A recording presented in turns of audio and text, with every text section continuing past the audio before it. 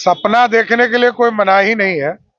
नीतीश कुमार जी बिहार के मुख्यमंत्री हैं और आगे भी मुख्यमंत्री रहेंगे। जिस समय जातिगत गणना की रिपोर्ट आई थी उसमें तो वो लोग गठबंधन के साथी थे। नोरमा ग्रुप, जो सोचता है वो करता है। आपके अपने सपनों का आशियाना।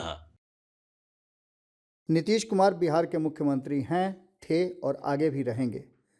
ये बात अब बिल्कुल तय हो गई है और ये बात तब और ज़्यादा गंभीर हो गई है, सीमेंटेड हो गई है जब राहुल गांधी पटना पहुँचे और पटना पहुँच करके उन्होंने जो बयान दिया।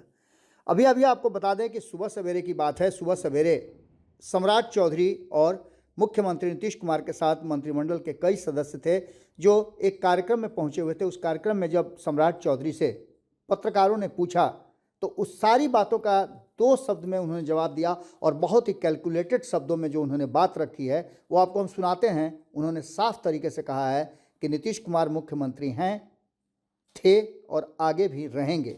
उसके बाद हम आपको सुनाते हैं, पहले सम्राट चौधरी को सुनिए, उसके बाद जयंत राज ने क्या कहा है हम वो भी आपको सुनाते हैं। उसमें तो और भी बहुत सारी बातें जो हिडन थी वो खुल करके सामने आई है। सुनिए सम्राट चौधरी क्या कह रहे हैं।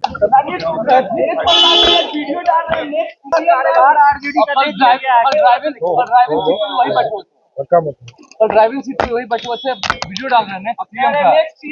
देखिए, सपना देखने के लिए कोई मनाही नहीं है। नीतीश कुमार जी बिहार के मुख्यमंत्री हैं और आगे भी मुख्यमंत्री रहेंगे।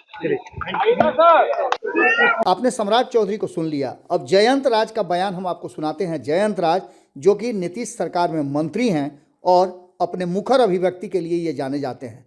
सुनिए नीतीश कुमार पर जिस तरह से उंगली उठाने की कोशिश की गई है, उसके बाद किस तरह से वो उंगली, जो कहा नहीं जाता है कि इशारा करते हैं आप एक उंगली से तो बाकी की 3 उंगलियां आपके तरफ इशारा करती होती हैं, वैसे ही जयंत राज ने जो बातें कही है वो आप सुनिए और फैसला कीजिए कि आने वाले 2025 के चुनाव में बैठे बिठाए सब कुछ लगभग राहुल गांधी ने नीतीश कुमार के पक्ष में कर दिया है। सुनिए क्या कह रहे हैं जयंत राज। और इस मैकेनिज्म के साथ कहीं पर भी जातिगत गणना या गणना नहीं किया गया है।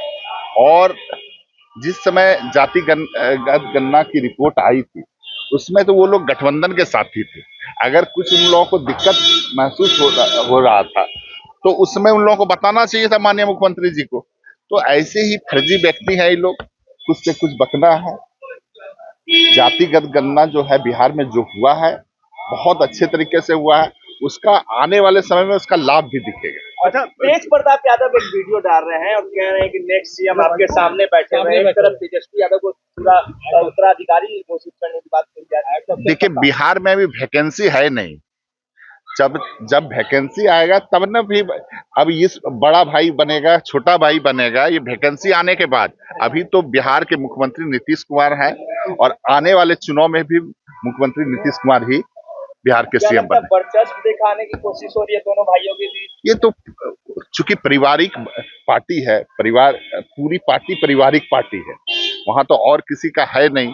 तो परिवार में ही आपस में लड़ना है सब लोगों को, किसको सीएम बनना है, किसको डिप्टी सीएम बनना है, मंत्री बनना है, ये परिवार में ही होड़ लगा। माननीय मुख्यमंत्री जी ने कहा कि पहले बच्चियां कपड़ा नहीं पहनती थी, तो क्या क्या है? नहीं, आप समझ लीजिए कि जो पहले जो हम लोगों का जो स्कूल की स्थिति थी, मुख्यमंत्री जी के कहने का थॉट था कि जो स्कूल का ड्रेस कोड जो था, आप लोग भी रहे हैं बिहार में, 2005 से पहले स्कूल में महिलाओं का परसेंटेज कितना था, बच्चियों का परसेंटेज कितना था, आज कितना है। आज तो अब वो परसेंटेज बढ़ते बढ़ते अब तो सारी नौकरियों में 35% लोगों को मिल रहा है।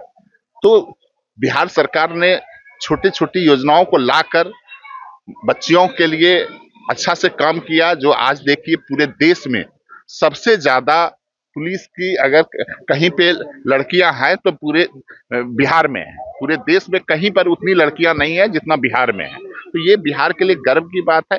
और नहीं, आप लोग उसको अपनी बातों को हमारे मुंह के अंदर नहीं डालिए। वो ड्रेस से संबंधित बात थी और जो बात बोला गया है, बिल्कुल पहले जो बात थी, बात को घुमा फिरा के पत्रकार अलग अलग तरीके से रखते हैं, लेकिन ये बात तो मुख्यमंत्री जी कई एक बार पहले भी बता चुके हैं कि पहले जो है क्या स्थिति था? आप ही बताइए कि जो है कितनी बच्चियां जाती थी, किसके किसके तन पे अच्छा कपड़ा रहता था? लोग नहीं पहन पाते थे अच्छा कपड़ा। सरकार ने योजना लाया, उस योजना का कितना प्रचार प्रसार आप लोगों ने किया? बहुत धन्यवाद।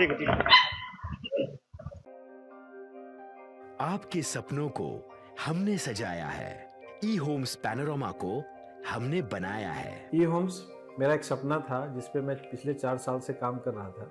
हमने जो बनाया है वो सबने है माना।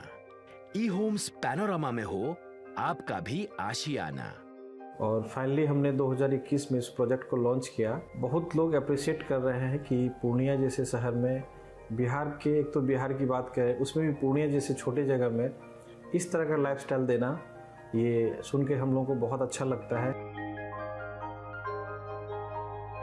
ई होम्स में हमने कुछ और भी किया है, जैसे हम जिस जगह में रह रहे हैं हमारे फैमिली सिक्योर हो, उनको सिक्योरिटी का ध्यान में रखा है।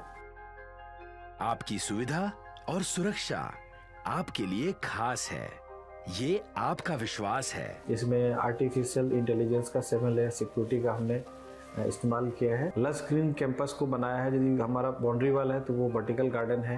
ये जितनी भी फैसिलिटी होता है एक इंटरनेशनल टाउनशिप में ई होम्स है, ये हम लोग विश्वास नहीं कर पा रहे हैं। जो भी हमारे मित्र दोस्त या जो भी हमारे बाहर के बाहर आते हैं तो हम लोगों को बहुत अच्छा सुनने को मिलता है और बहुत अच्छा क्रेडिट मिल रहा है। वो सारा हमने सिर्फ एक बिल्डिंग नहीं बनाया, हमें एक बहुत अच्छा लाइफस्टाइल दिया ई होम्स में, और मेरा एक सपना था जिसको मैं आज फुलफिल होते हुए देख पा रहा हूँ। ये आपका आवास है।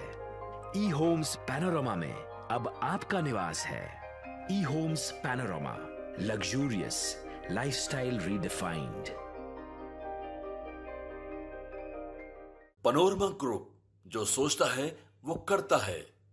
अगर ये वीडियो पसंद आई और वह बिहार के राजनीति और बिहारियत से सरोकार रखेनी तो सब्सक्राइब बटन दबा के चैनल के सब्सक्राइब कर ली। ओजे एगो घंटी बा, ओकरा बटन दबा देला से कुल सटीक और मारक खबर रुआ मुफ्त में मिल जाई। अगर रुआ पत्रकारिता के हमनी के नया प्रयोग में सहयोग कर चाहतानी तो ज्वाइन बटन दबा दी। पेटीएम नंबर नोट कर ली 9386 816